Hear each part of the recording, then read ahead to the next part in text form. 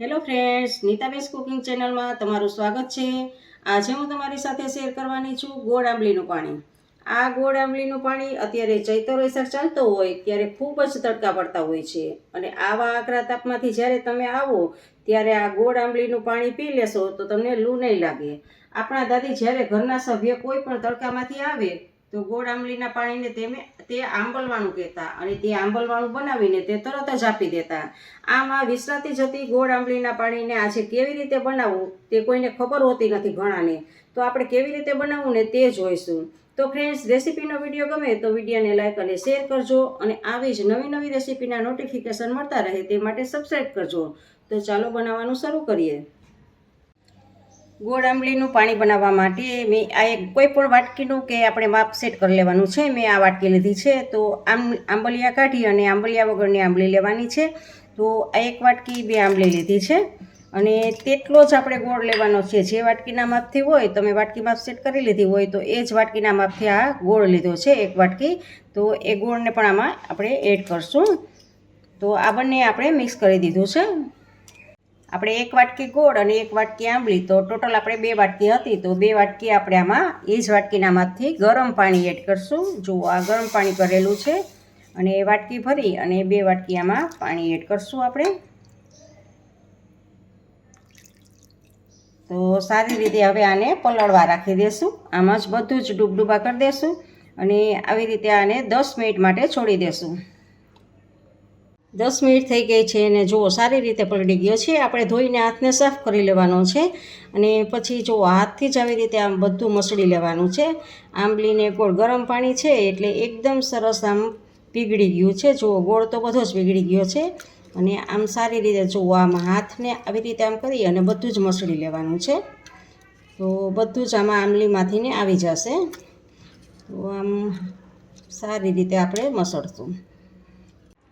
આપણે સારી રીતે મસળી લીધું છે અને આવી રીતે આમ દબાવી અને જુઓ હજી આમાં થોડુંક હોય તો તમારે અલગ એક વાસણમાં લઈ અને પાણી લઈ અને આમાંથી બધું જ કાઢી લેવાનું છે। આપણે આવી રીતે બધું અલગ કરી લઈએ। આ એક વાસણ લીધું છે અને એની ઉપર એક કાગળનો રાખેલો છે અને આ પાણીને આપણે એમાં ગાળી લેશું।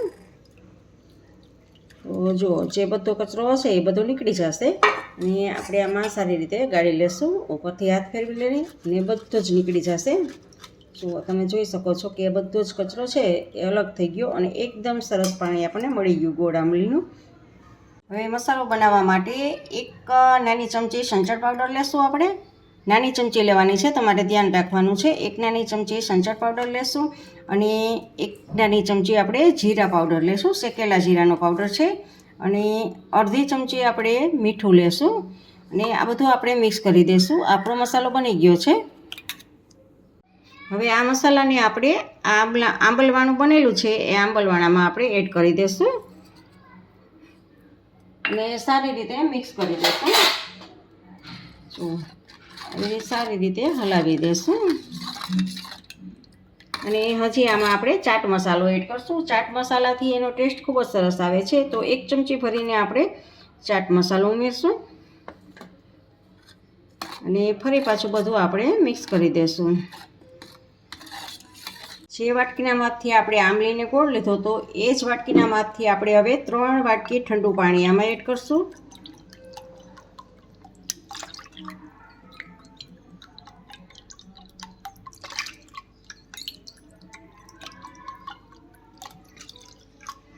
અને ફરી પાછું આપણે આને હલાવશું।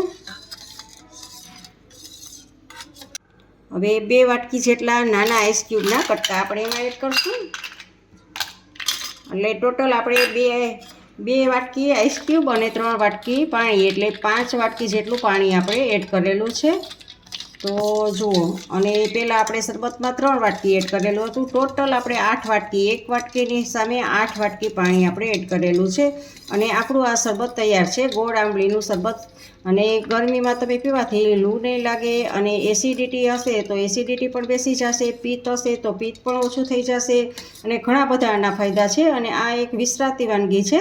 તો રેસીપી છે આપણે વિસરાતી દાદીમાના જમાનામાં તડકેથી કોઈ પણ આવતું હોય ત્યારે એ લોકો આવી રીતે રીતે બનાવીને આપતા અને તરત જ તેને ગરમીમાંથી છુટકારો મળતો અને આપણું શરીર એકદમ ઠંડુ થઈ જતું.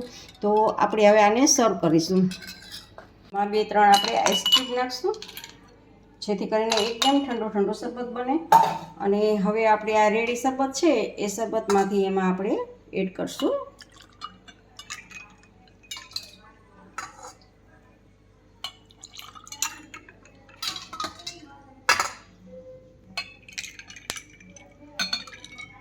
તો આપણું આ શરબત રેડી છે. ગોળ આંબલીનું એકદમ ઠંડુ ઠંડુ એવું શરબત તૈયાર છે.